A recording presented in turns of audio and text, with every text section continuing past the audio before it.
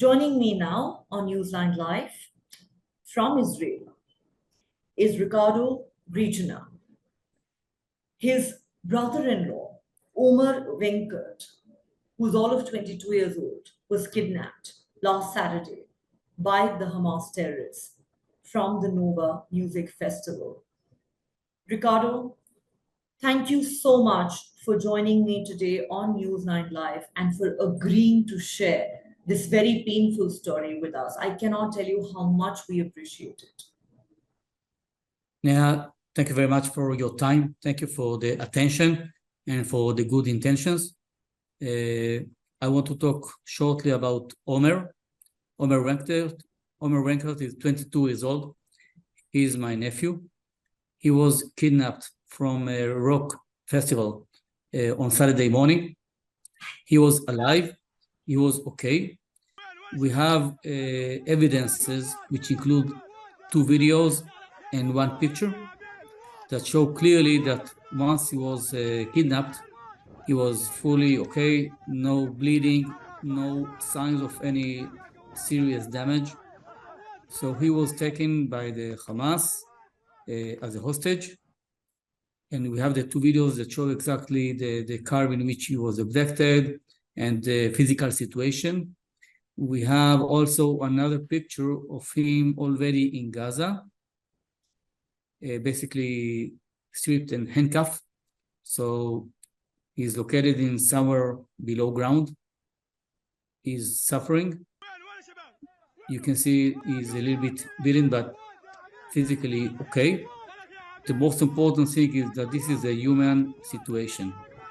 Omar suffers from colitis, which is a problem in the stomach that causes internal bleeding that normally you can get treatment and the bleeding is stopped and you can be monitored, and if you need to go to hospital, that's okay.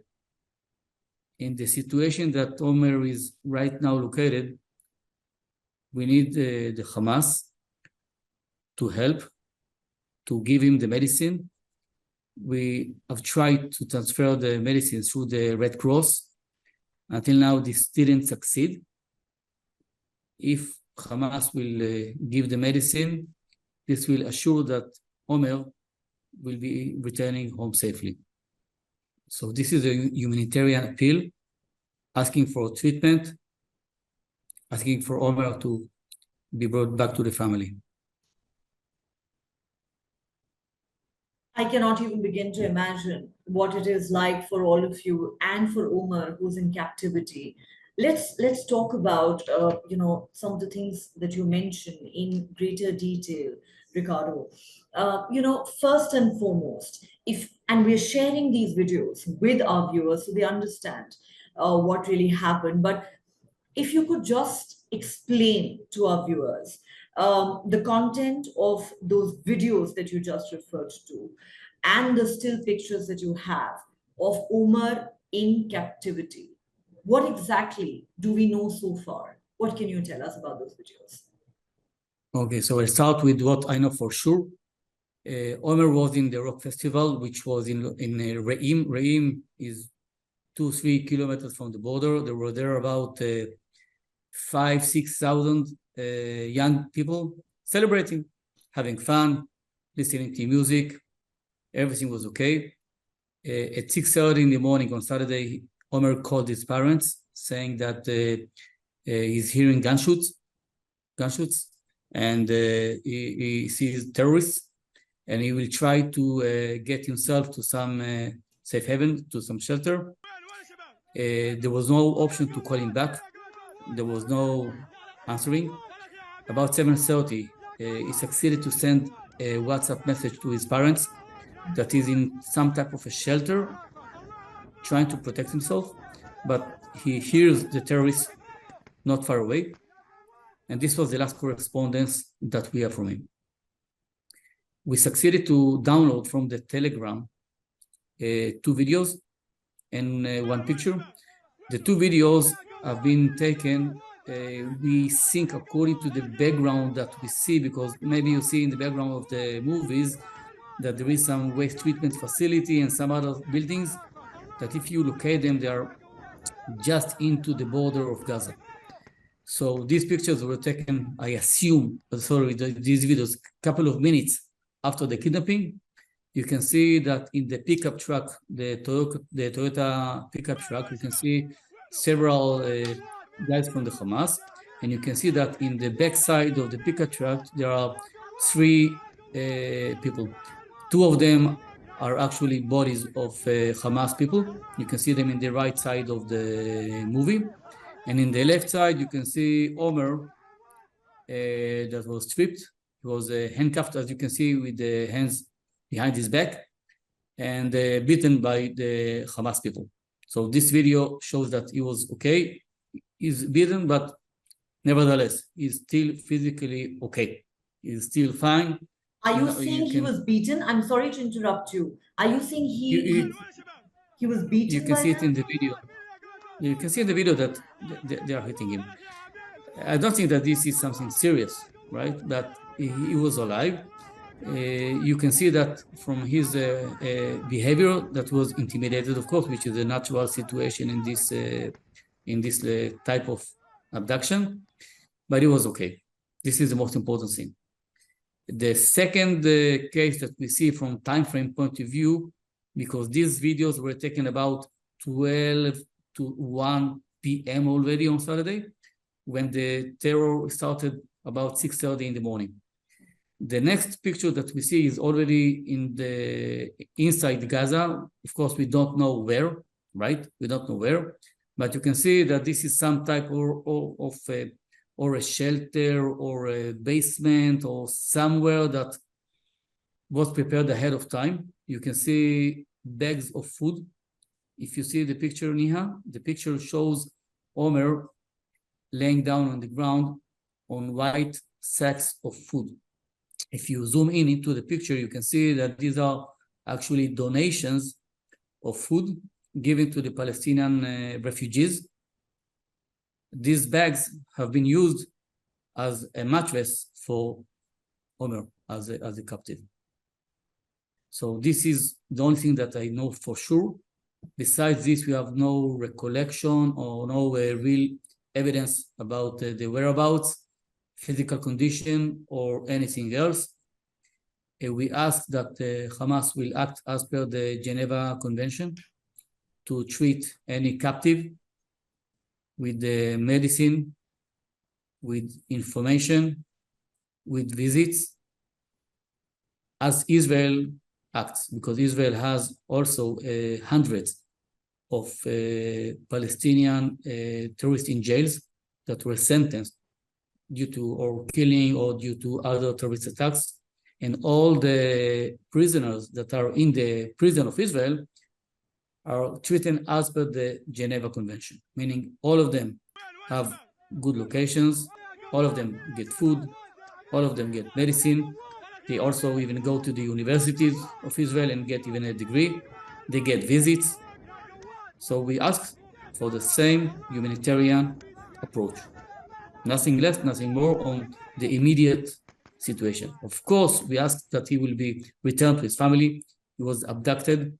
He's not a soldier. Omer is a 22 young guy, just starting his life, works in a restaurant, managing a restaurant, has nothing to do with any politics, nothing to do with any army or with anything that will contribute or be a cause for abducting Omer. So we just ask that Omer will be returned home and for the immediate response and the immediate treatment to be treated as per the Geneva Convention. Just one more question about those videos, Ricardo. Did you say that you saw them on Telegram? Yes, Telegram and Twitter. Telegram and Twitter. And that's when you knew that he had indeed been captured. That's how you found out. We knew that he was missing, of course, but we didn't know what was the situation. Was he killed or was he abducted? Because he made no contact. There is no logic, right? Because if he was alive in Israel, he would have made contact immediately. So we understood that something awful happened. So the good news is that we know that he was alive. because many people didn't survive. We have 1,300 casualties dead. Yes. So let me ask you this, Ricardo. You said that Omar has certain medical complications. He needs medicines. He needs treatment. You have tried to get him his medicines through the Red Cross, but not succeeded so far. The question that I want to ask you is, have you been contacted by anyone in the Israeli government? Is the family in touch with the Red Cross? Have you heard anything from any of these agencies, from anyone at all? Yes. So first of all, the Israeli government arranged a team for the alignment of all the captives. There was a nomination of Mr. Gal Hirsch to be the representative of all the government efforts and all the families. There has been today a press conference conducted by the families and by Gal Hirsch and some support that he received, some special people that will help him. But as far as we know, they have no updated or valid data regarding the whereabouts, and we don't know what is the forecast. We trust the government, we trust the Gal Hirsch and the team. They are professionals, and they will do whatever it takes to return Omer and all the other captives. We understand that there are roughly 150 captives within the hands of the Hamas. The numbers that have been circulating are anywhere between 100 and 150, Ricardo. But of course, it's very hard in this fog of war to actually know what the exact truth is. You've talked about Omar's medical condition. Can you share some more details with our viewers about Omar's medical condition? Yeah, so Omer is young. He is suffering from this disease from when he was a child. So he's limited in many activities to be done because of his condition. If it's not treated, it's a life-threatening situation, which means that it impacts his ability to do many activities. And he's connected to the medicines and to hospitals routinely because of this. And if we doesn't get the medicine, we are seriously afraid of his medical situation. I don't want to be more deep dive than this. I think you understand. All right. You think if medication doesn't get to him on time, his condition could worsen? And it's getting near to be too late. He was abducted on Saturday, went out on Friday. 6 days have been lost. If there is anybody that can help, anybody that has any connections, relations to secure, only the medicine secure pass, humanitarian pass, this is something standard. We're not asking for anything beyond this right now. Let's first of all secure that he's alive. This is the utmost critical issue to be secured in this point of time. You said, Ricardo, that those videos and pictures are proof of life, and that gives you and your family hope. Hamas has made a few statements about hostages in the last few days. First, they threatened to execute hostages if Israel did not warn before bombing buildings in Gaza. Today, they have issued a statement claiming there is no independent verification of it. But today, Hamas has issued a statement claiming that 13 hostages have been killed in Israeli airstrikes. Any thoughts that you have on that? Again, is the government sharing anything with you at this point in time? So in this point of time, we trust that nothing really happened to the hostages. We assume that they were kept in locations to be used for negotiation. And in this situation, we assume that they were, of course, kept in a safe haven for the reason for negotiation.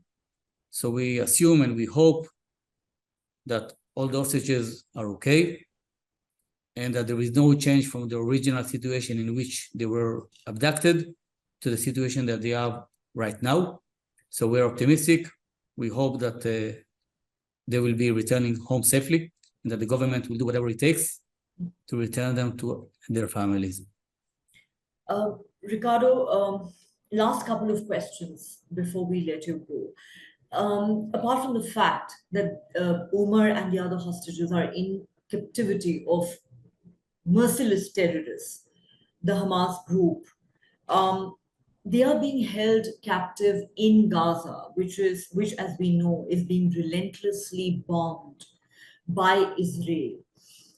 Are you concerned that these airstrikes could harm the hostages? Are you concerned about that? I hope not. I believe that as a negotiation, let's say, claim, the captives have been held in underground locations in order to protect them. I assume that the scenario of the retaliation of Israel in this situation will be, let's say, quite envisioned. So I believe that they have been protected in a good way, and that all of them will return to their houses well and safe. Well, that's what we are hoping and praying for too. Ricardo, if I could just take you back to that day for a moment when the horror unfolded. You said that Omar reached out to his family. He texted them on WhatsApp, telling them that terrorists were attacking people at this music festival. Could you share with us some more details of exactly what Omar was able to convey to his family at that time? What did his last message or phone call say to his family? Yeah. So the last message was that he was protecting himself in a shelter with some other people, and that he's hearing the terrorist in quite proximity, and that he's, of course, afraid. It was a short message. I believe that he was under real stress. He was there together with Kim, a very good friend of him. I sent you the pictures. Unfortunately, Kim didn't survive. We were notified 2 days ago that she was killed, and she was buried yesterday. And in this shelter, also, other people died. So we don't know exactly how Omar succeeded to be taken alive, which is good comparing to others that have been in the same shelter. So we believe that if he was taken alive, he was taken as a bargaining tool. And in this situation, we believe that he was taken and located in a predetermined location that will secure that he is used as a bargaining tool, and he will be back to his parents. Can you tell us a little bit about the state that Omar's parents are in right now, Ricardo? So it's understandable that they are very stressed. Neva and Shai, the parents. This is, of course, a devastating news to know that your son has been abducted. It doesn't matter to what entity he was abducted to. They are, of course, extremely worried. They're trying whatever they can in order to get the attention, trying to get to any resource of data. They're, of course, in a, say, very, really challenging time in their life, let's call it this way. Also, his grandmother, Tilly, which is a Holocaust survivor, is also very worried because she remembers the Holocaust, and she remembers that her first grandson, Omer, who is 22 years old, is now captive in the Hamas. So she's also extremely worried. You know, you mentioned how Omar's grandmother is a Holocaust survivor, and she is obviously worried, just like the parents and the rest of you are.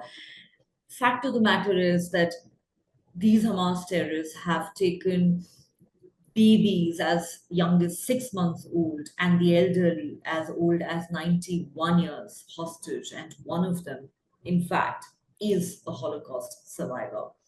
But going back to that day one more time, um, Was Omar at this festival with some of his friends? You mentioned that many people who were hiding with him at the shelter were killed that day.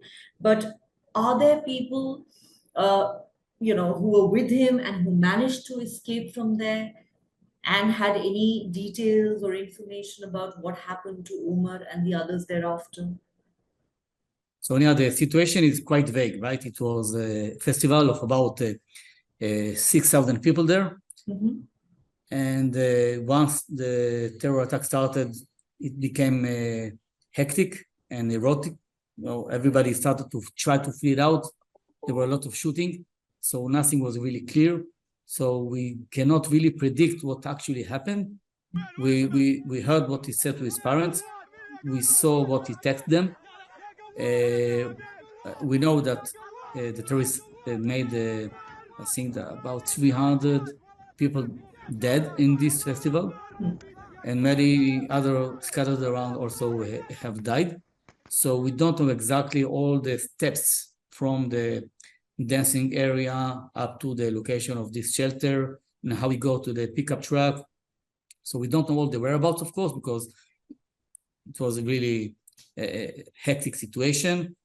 There are some movies taken. I think that you saw the movies of the festival itself and about the whereabouts of all the people. So I hope to learn more.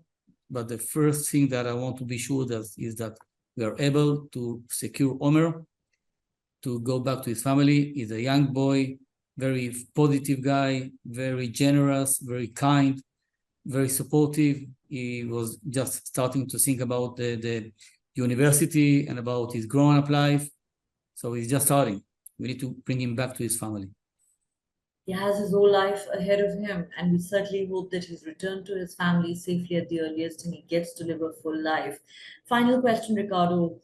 Um, what would you want to say to people watching your interview and about Omar here in India and around the world? What would you want to say to people today?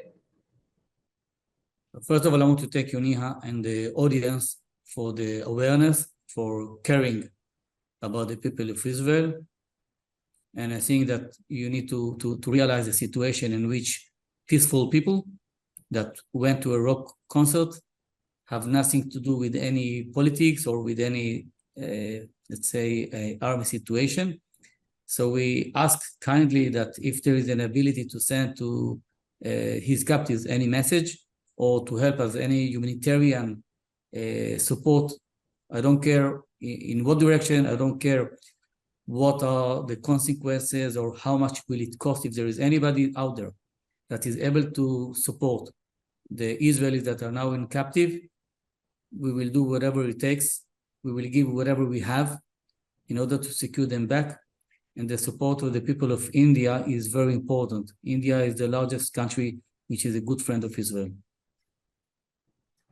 It is certainly heartening to hear you say that. And I can tell you that it's not just our prime minister who has told your prime minister that the people of India currently stand with the people of Israel. But I can tell you, as a journalist, from the interviews I've done and all the people that I've spoken to and the reactions that have come in here in India, people are absolutely horrified by what happened in Israel last Saturday, and our thoughts and prayers are with all of you right now. Yes, Sonia, if you can help in some way, and if Mr. Modi will act with these connections, help us, we will be very, very grateful. We trust the people of India that are good friends of the people of Israel. Indeed. And we're all praying for you, for your families, for Omar and the other hostages. I can tell you that, Ricardo, all I can say is our heart goes out to all the victims who've suffered this unspeakable tragedy. We just hope that this is going to be over very, very soon. On that note, thank you so much for speaking to News9 Live and for sharing your story with us. Neha, thank you very much, and thank you for the Indian people.